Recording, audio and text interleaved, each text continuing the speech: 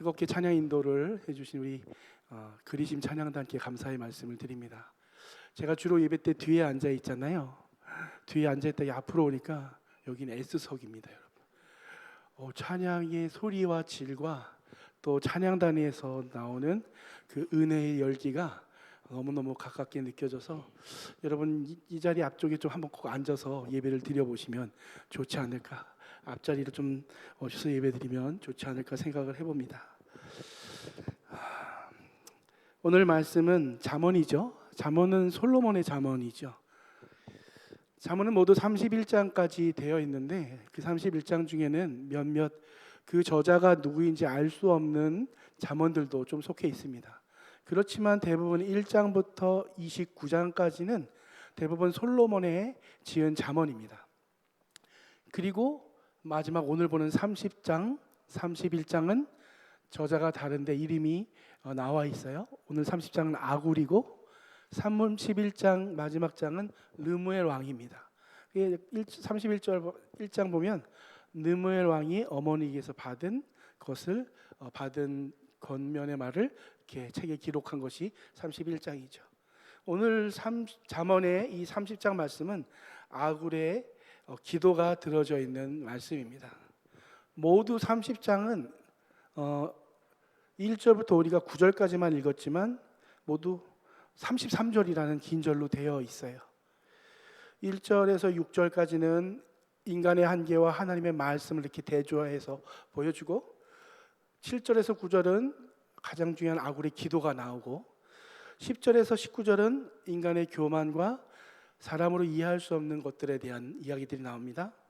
그리고 20절부터 23절은 염치 없는 행동에 대한 경고들이 나오고 그리고 24절부터 28절까지는 작은 피조물에게서 배우는 지혜가 나오는데 우리가 잘 알고 있다시피 개미에게 배운다던가 사반은 너구리죠. 또는 메뚜기, 도마뱀 등을 예로 들면서 나옵니다. 그리고 마지막 29절부터 33절까지는 아름다운 질서들과 교만에 대한 위험을 다시 한번 경고하며 마치게 돼요. 1절부터 33절이 이렇게 단락으로 나누어져 있지만 그 핵심, 그 모든 이 30장의 가장 중요한 핵심이 녹여져 있는 게 아굴의 기도인 것이죠. 오늘 1절부터 9절까지 중에 나오는 아굴의 기도입니다.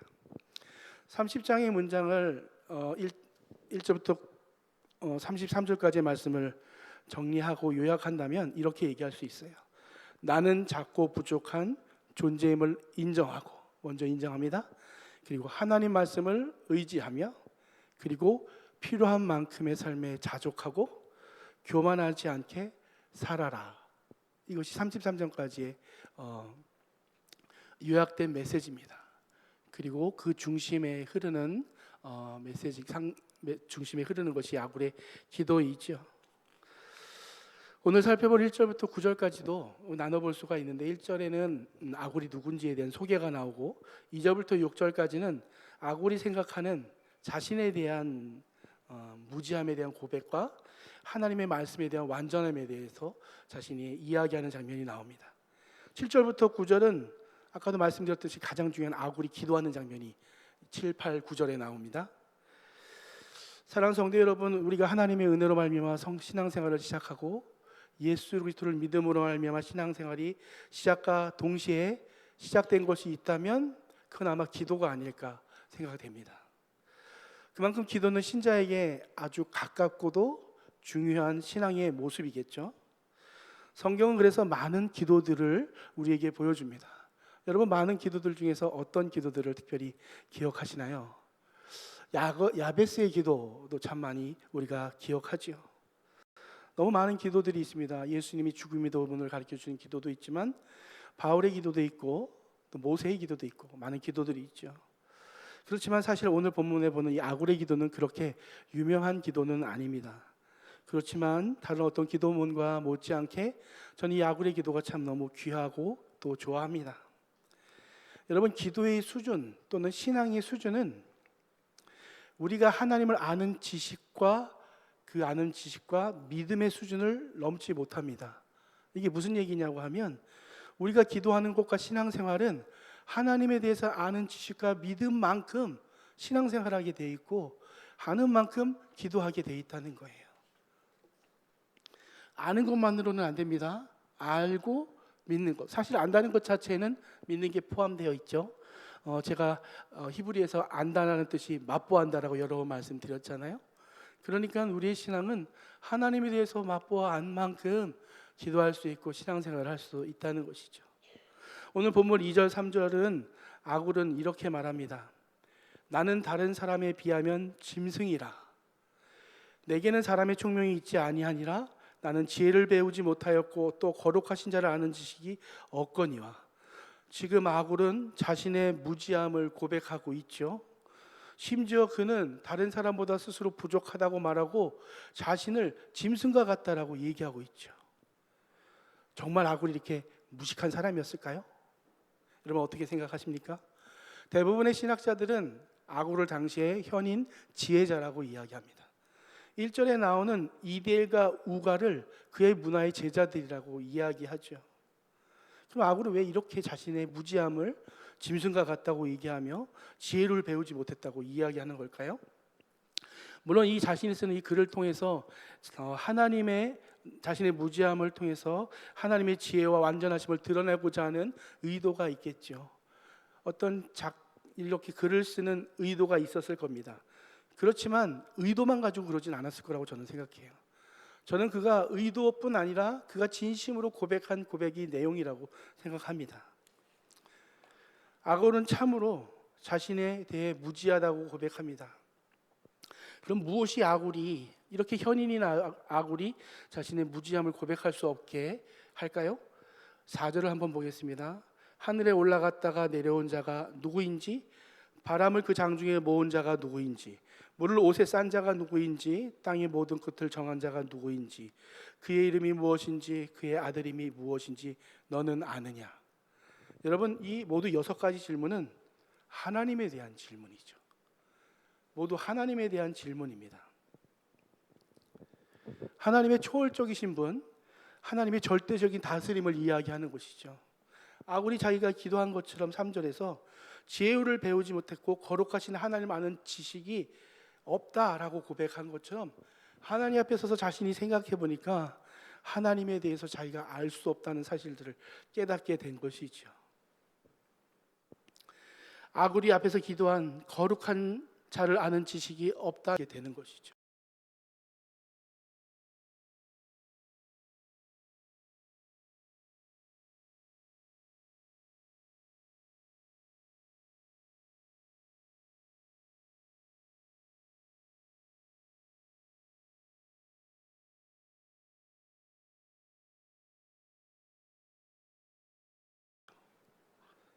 예전에 이런 기도의 문구가 많았었어요.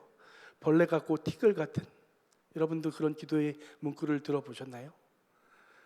기도할 때 기도자가 난 벌레 같고 티끌 같은 우리들을. 왜 이런 기도가 교회의 문구로 나오게 되었을까요? 사람들 앞에 섰을 때가 아니라 하나님 앞에 섰을 때 그 하나님 앞에 서게 되니까 하나님 앞에 비춰지는 내가 벌레와 티끌 같음을 고백하지 않을 수 없게 된 것이죠. 여러분 이것이 참 지혜의 자의 고백인 줄을 믿습니다. 아굴의 이 고백은 참으로 하나님 앞에 서본 자만이 가지게 되는 고백인 것이죠. 이런 고백을 한 사람이 많이 있지만 또 바울이 있죠. 바울이 이렇게 얘기합니다. 미쁘다 모든 사람이 받을 만한 이 말이여 그리스도 예수께서 죄인을 구원하시려고 세상에 임하셨다 하였도다. 죄인 중에서 내가 괴수니라. 바울이 자기 보고 죄인 중에 괴수, 우두머리라고 얘기하는 거죠. 내가 가장 큰 죄인이라고 얘기합니다. 바울이 이렇게 이야기한 것이 빈말이었을까요? 여러분 저는 빈말이 아니라고 생각합니다. 그는 하나님 앞에 예수 그리스도의 십자가 앞에 서봤잖아요. 다메섹 도상에서 자신을 찾아온 하나님 앞에 섰을 때 그가 이와 같은 고백을 깨닫게 됐을 줄 믿습니다. 그리고 이 고백은 몇몇 사람의 고백이 아니라 오늘날 예수를 영접한 하나님을 만난 하나님 앞에 선 자의 모든 동일한 고백이 되는 줄을 믿습니다. 그래서 하나님 앞에 선 자 중에서 하나님의 구원의 은혜를 경험할 때 우리는 모두 내가 죽을 죄인임을 깨닫고 내가 가장 큰 죄인입니다. 나를 용서해 주세요라고 기도하지 하나님 나는 두 번째 죄인입니다. 나는 저 사람보다 조금 난 죄인입니다. 나는 이 정도입니다라고 하나님을 만나는 사람은 아무도 없습니다. 왜냐하면 사람 앞에 서서 하나님 만나는 게 아니라 오로지 하나님과 나밖에 없기 때문에 하나님과 나만 있을 때 나는 죄인의 괴수가 되는 것이죠. 거룩하신 하나님 앞에서 나의 죄는 너무도 분명하게 되는 것입니다. 마찬가지 아닐까요? 아굴도 전능하신 하나님 앞에 서본 자, 참 전지전능하신 하나님 앞에 서본 아굴이 자신의 무지함을 알기에 이와 같이 고백하는 것이죠. 저 한번 따라해 보시겠어요? 하나님, 나는 무지한 자입니다. 여러분, 이것은 사람과 사람 앞에서의 고백이 아니라 하나님 앞에서의 나의 고백이 되는 줄을 믿습니다. 이것이 신앙의 가장 중요한 지혜이기도 하고 신앙에 붙잡아야 할 첫 번째 믿음이기도 하죠. 우리의 모든 신앙의 행동이 나오는 연유도 여기에 있습니다. 왜 기도할까요? 나는 무지하고 하나님은 그렇지 않기 때문에. 왜 하나님 앞에 나와 예배드릴까요? 왜 하나님 앞에 물을까요? 왜 경배할까요? 우리는 하나님의 뜻을, 우리는 무지하게 하나님의 은혜를 구할 수밖에 없기에 모든 회의를 할 때나 일을 할 때 교회는 먼저 모여 기도합니다. 왜입니까? 사람의 일이 아니기에 하나님의 일이기에 하나님의 일들은 사람이 할 수 없어요. 생명을 주는 일들을 우리가 할 수 있나요? 교회 며칠 나오기는 할 수 있을 겁니다. 우리 학생들, 이 학생들이 예수를 구주로 고백하고 수련회 때 예수를 영접하고 눈물 흘리면서 자기를 예수 앞에서 우리가 한 것처럼 죄인이라고 고백하는 이 일들을 사람이 할 수 있나요? 없지요. 우리가 교회에서 계획하는 모든 일들, 하나님의 영광을 위한 일들을 여러분 우리가 할 수 있을까요? 하나님의 은혜가 아니고는 할 수 없게 우리는 하나님 앞에 먼저 기도할 수밖에 없는 것이죠. 그러기에 이 고백이야말로 여호와를 경외하는 자에게 가장 중요한 고백이 되는 줄을 믿습니다. 아굴의 인간의 무지에 대비되는 하나님의 말씀에 대해서 이제 뒤에 나오는 아굴의 기도에 헛된 것과 거짓말이 나오는데 아굴은 인간의 무지와 대비되는 헛된 것과 대비되는 거짓말과 대비되는 하나님의 말씀에 대해서 5절과 6절에 얘기합니다. 5절은 이렇게 얘기하죠. 하나님의 말씀은 다 순전하여 하나님은 그를 의지하는 자의 방패시니라. 너는 그의 말씀을 더하지 말라. 그가 너를 책망하시겠고 너는 거짓말하는 자가 될까 두려우니라. 여러분 오늘 이 5절 다 하나님 말씀은 모두 순전하다.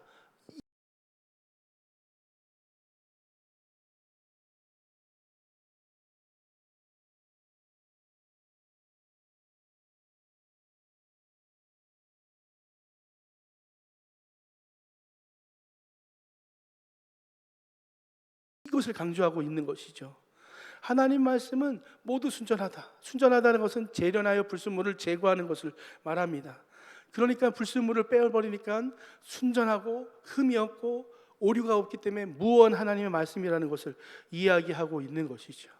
하나님의 말씀을 이렇게 강조하고 있는 것이죠. 어떤 말씀만 순전한 것이 아니고 어떤 일부의 말씀만 순전한 게 아니고 모든 하나님의 말씀은 순전하기 때문에 그 모든 말씀을 우리가 받기에 능히 충분하고 어떤 말씀도 하나님의 이 완전한 말씀 중에 어떤 말씀도 오류가 없기에 우리는 온전히 하나님 말씀의 모든 말씀을 믿고 의지하여 살아갈 수가 있는 것이죠.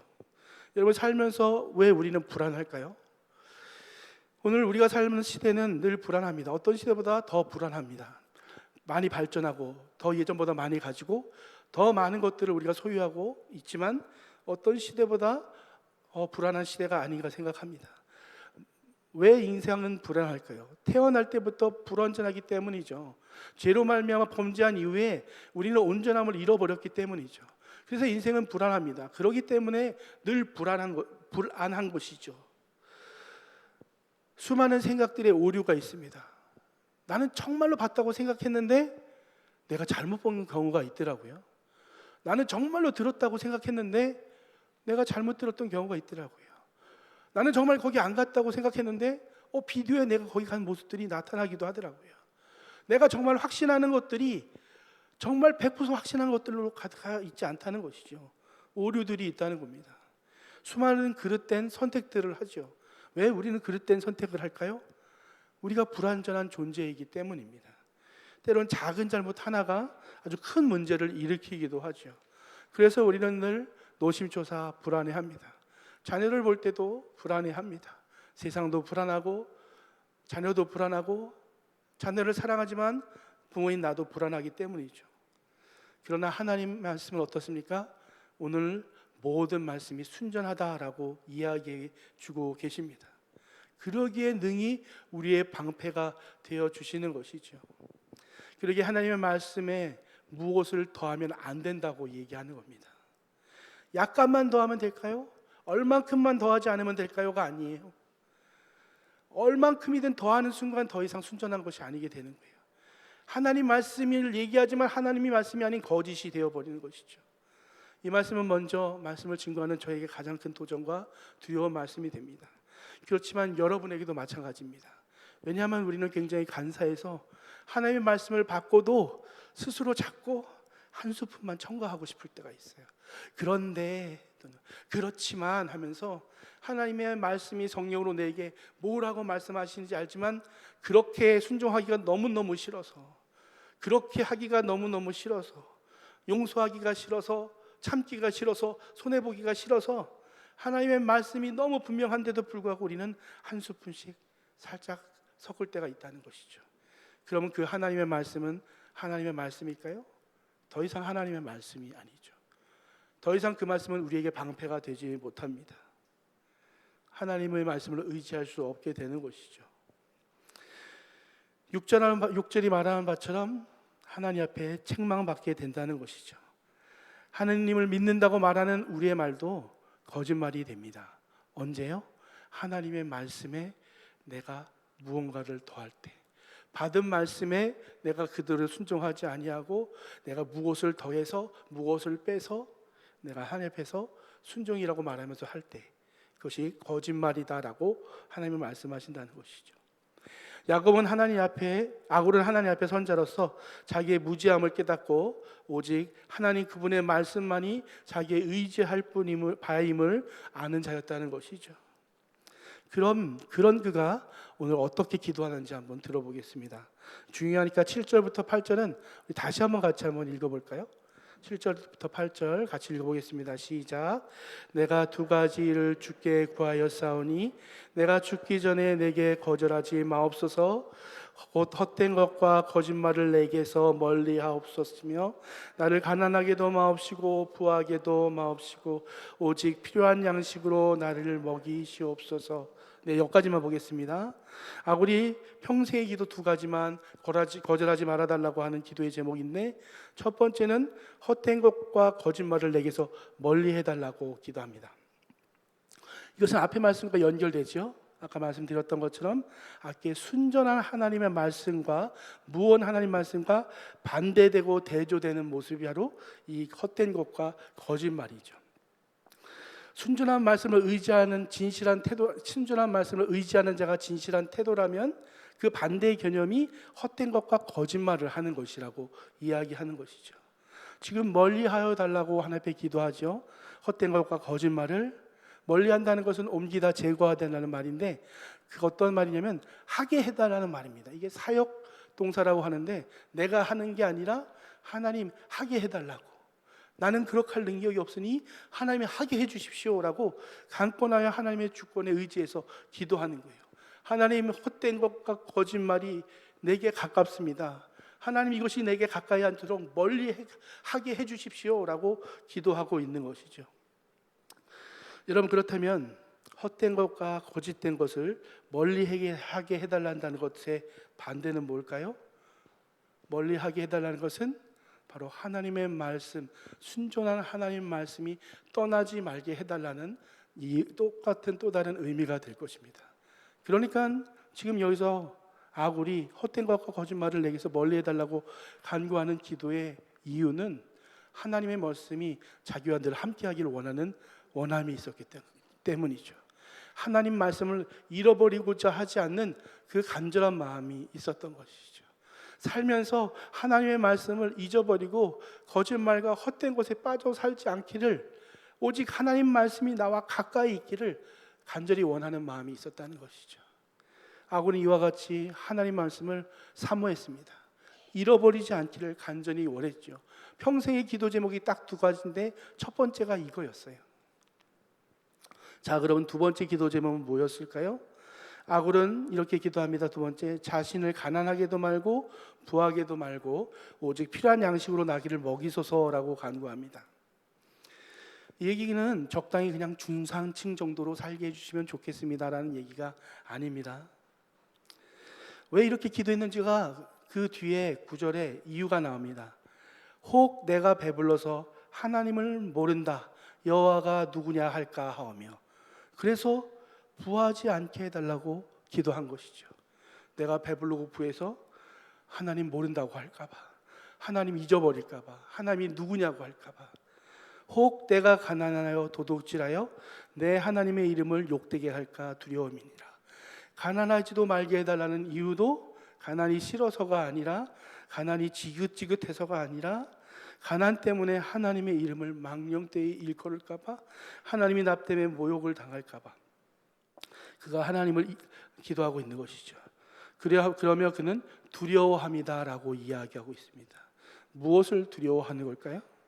무엇을 두려워하는 걸까요? 그는 가난을 두려워하는 것도 아니고 부함을 두려워하는 것도 아니고 하나님 잃어버릴까를 가장 두려워하고 있는 것이죠. 하나님 잃어버릴까를 두려워하고 있는 것입니다. 아굴이 헛된 것과 거짓말을 내게 멀리 해달라는 기도도 하나님을 잃어버리지 않기를 간절히 원하는 소원이고, 두 번째, 가난하지도 부하지도 않게 해야 됐다는 기도의 제목도 하나님을 잃어버리지 않고자 하는 똑같은 기도의 제목입니다.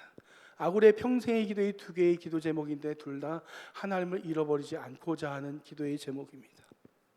하나님 앞에서 자신의 무지함을 깨닫고 하나님과 그분의 말씀에 온전함을 신뢰하고 아굴의 기도의 제목은 하나님을 잃어버리지 않음이었죠. 아굴에게 중요한 것은 가난도 아니고 부함도 아니고 오직 하나님입니다. 이는 아굴의 기도만이 아니죠. 우리 믿음의 선진 다윗도 마찬가지인 걸로 볼 수 있습니다. 여러 번 말씀드렸지만 다윗이 밧세바를 범한 후 나단이 와서 그에게 책망하고 그에게 죄를 지적할 때 그가 울면서 하나님 앞에 기도했을 때 기도의 내용들을 제가 하나님께 요청하는 기도의 내용들만 읽어드리겠습니다. 내가 내 죄악을 지워주소서, 나의 죄악을 맑게 씻으며 나의 죄악을 깨끗게 하소서, 우슬초로 나를 정결케 하소서, 나의 죄를 씻어주소서, 주의 얼굴을 내 죄에서 돌이키시고 모든 죄악을 지우소서, 내 속에 정한 마음을 창조하시고 내 안에 정직한 영을 새롭게 하소서.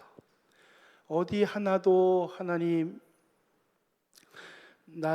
나의 왕자리를 지켜주소서라는 제목도 없고, 어디 하나 다른 곳에도 자신의 다른 것들을 위한 기도도 없고, 오직 다윗은 하나님 앞에서 나를 용서해 주소서, 나를 멀리하지 말아 달라는 기도를 하고 있는 것을 보게 되죠.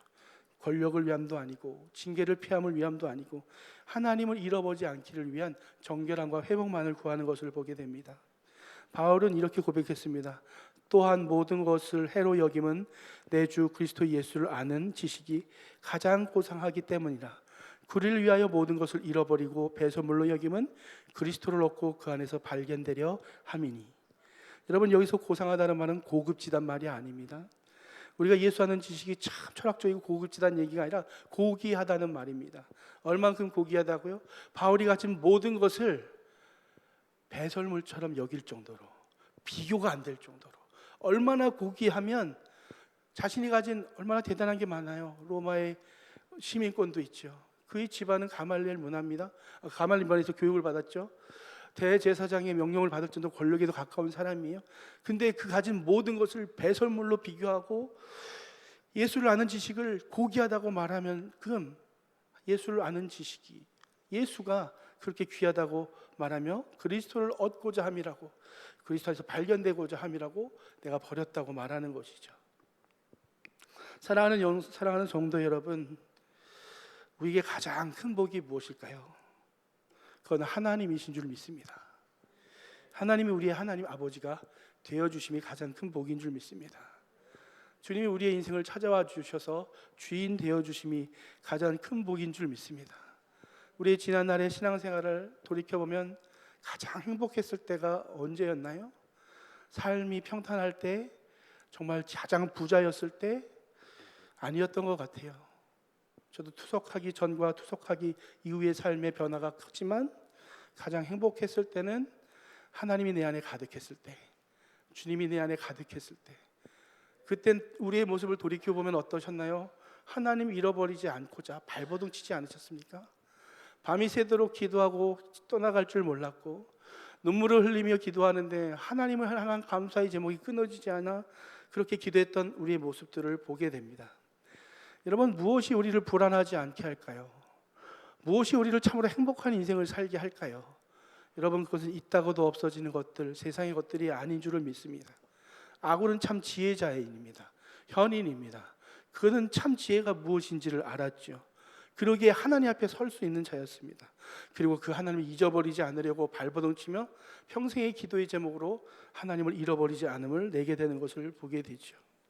우리 선조들도, 우리 여기 계신 우리의 선배 권사님, 장로님들도 그래서 이렇게 찬양하셨잖아요. 사람을 보며 세상을 볼 때 만족함이 없었네. 나의 하나님 그분을 볼 때 나는 만족하였네. 우리도 찬양했습니다. 주님 한 분만으로 나는 만족해. 나는 만족해. 나의 모든 것 대신 주님 찬양해. 여러분, 이 찬양하면서 여러분 우리 마음이 얼마나 가득 찼었는지 다시 한번 기억하기를 원합니다. 성경은 자족을 말합니다. 오늘 본문도 자족을 말합니다.